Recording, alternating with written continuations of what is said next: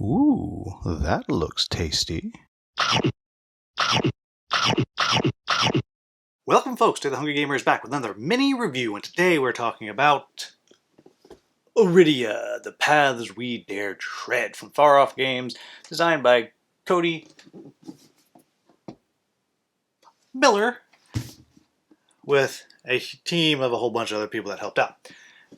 Now, this is a massive adventure dungeon crawl style game. And the reason I'm doing a mini review is simply because there are so many hidden things in the game. There are so many discoveries that I just didn't want to put it on camera to kind of ruin things for everybody.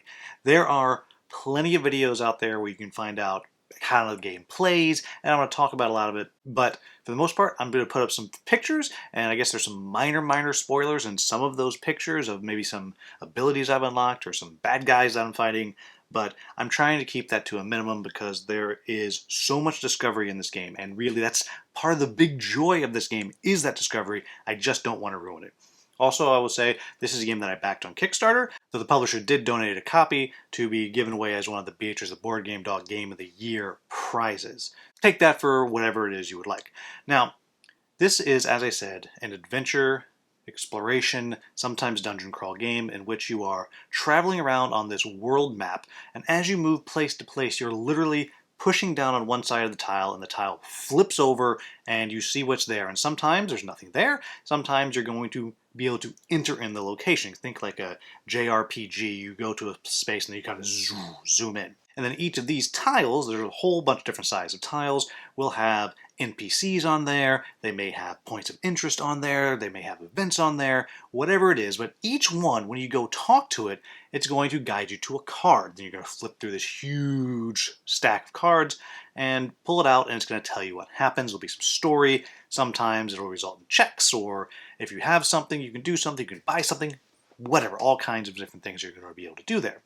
At the same time, each player is following a different path, and they can kind of correlate to D&D classes. The path of wandering is kind of the ranger, the path of valor is the warrior, the path of light is the cleric, and so on. And each one has their own little player board and different abilities that only they can unlock. They also have a little treasure chest that has items that only they can get. And then there are some generic items that everyone can get, but for the most part, you're going to be getting items and upgrades from your treasure chest that will reward your path and your path only. So everybody's kind of not fighting over different abilities, so people aren't fighting over items or anything like that. Of course, there's money. You can use money to refresh things and rest at the end, to heal, and blah, blah, blah, blah, all those kinds. And then, of course, there's also a fair amount of combat.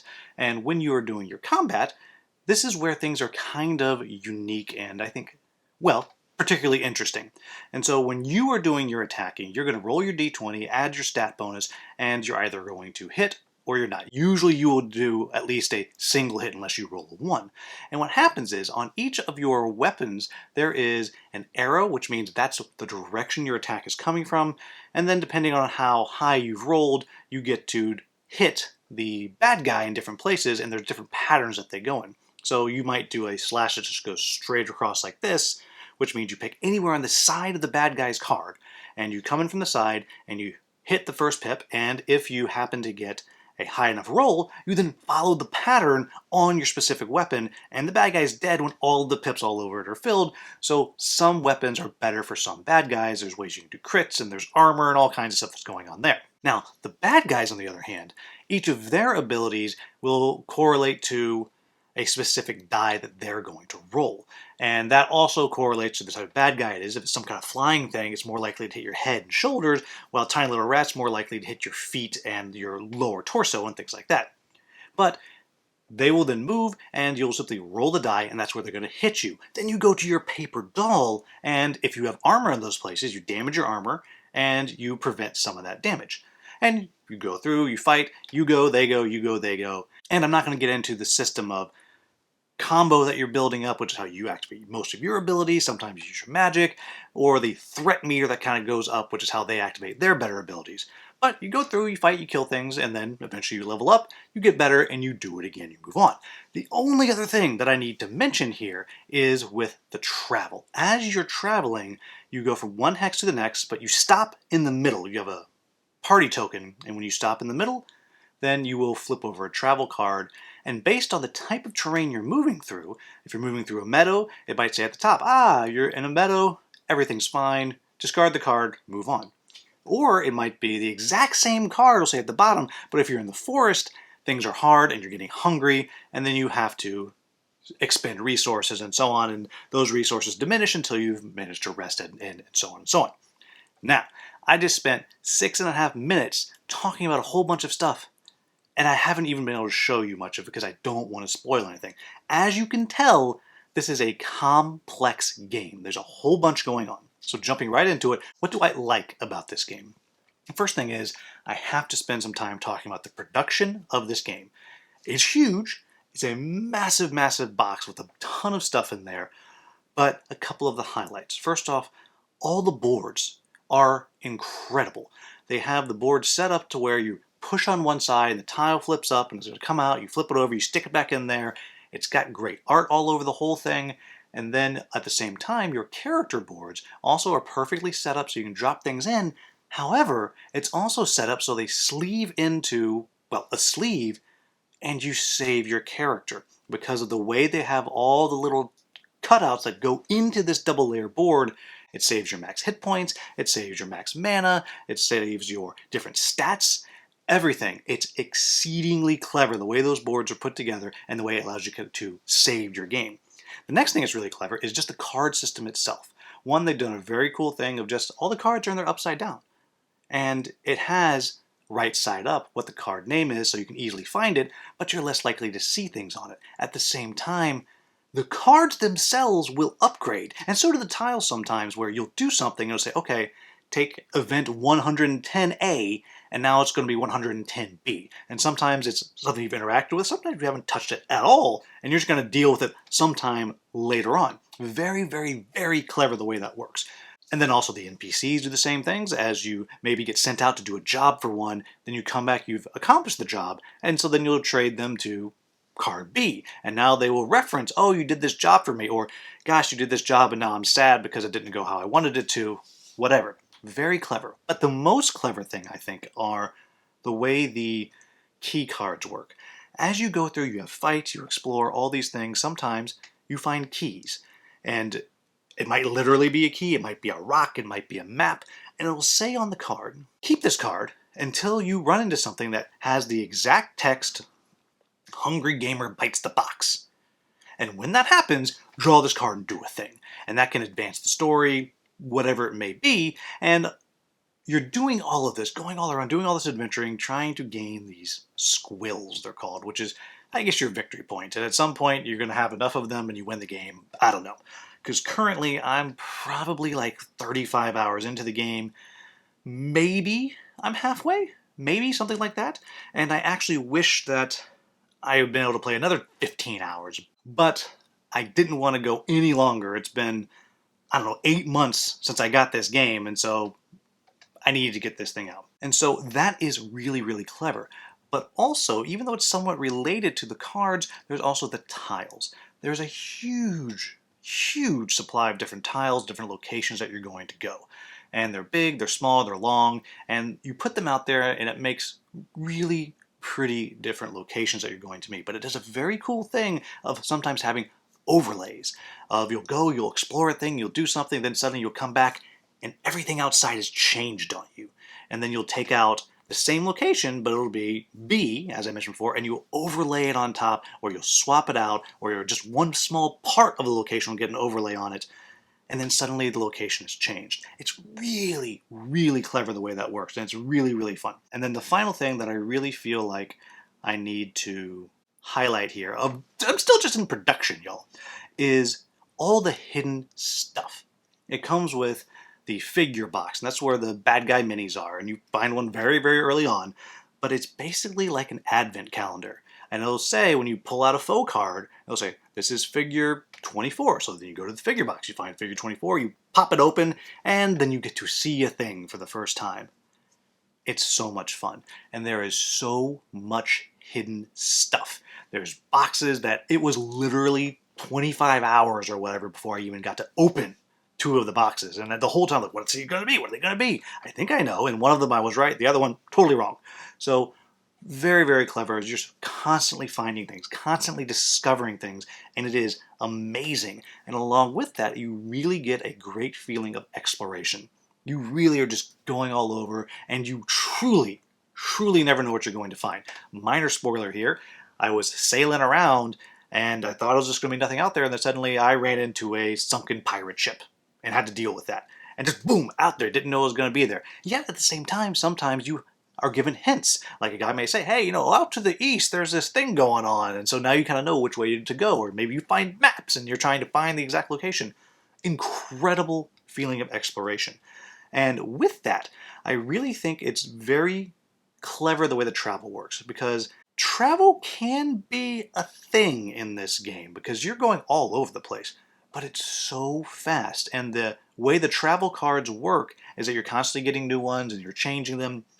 It's really fast, it's really clever, and you can take the same path and have different things happen, even down to the point where sometimes you're going hunting and you have to find that card has to come out. Well, if you're not in the right location when that card comes out, then you don't go get to do your hunt, which can be maddening, but also it feels very, very thematic because critters are out when critters are out. And so maybe you just weren't there when they were out. I just love the way the exploration goes. I highlighted how the cards work with the tiles and the NPCs and the point of interest and the events, how they all tie together all over the place.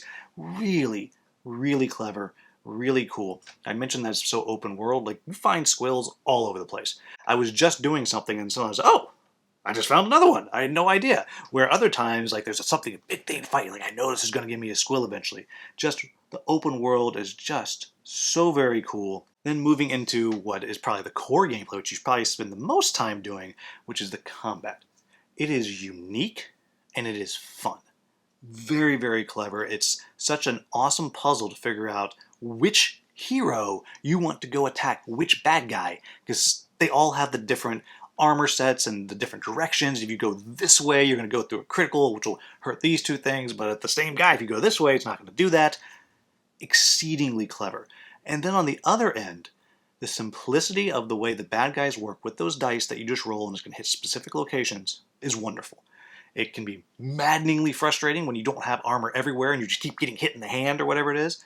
But it's just so unique and so clever and so fun. And when you combine that with the very satisfying leveling system of the new abilities you get, how they work, how you have to master the ability to be able to use it, and how each class is so very different, it's just a delight to play. And I didn't even mention the AI. The AI is very strong. It makes sense, it works, and it is variable throughout each fight. As the threat goes up, maybe you can mitigate the threat, maybe you can't mitigate the threat, and it keeps the game regularly pretty darn tense. So what are my quibbles with the game? The first one is some of the areas feel like they are more setup than there are payoff. Sometimes you put out an area and you just walk across the area until you get to another one. And so sometimes that can be, I just spent this time setting this thing up, nothing actually happened.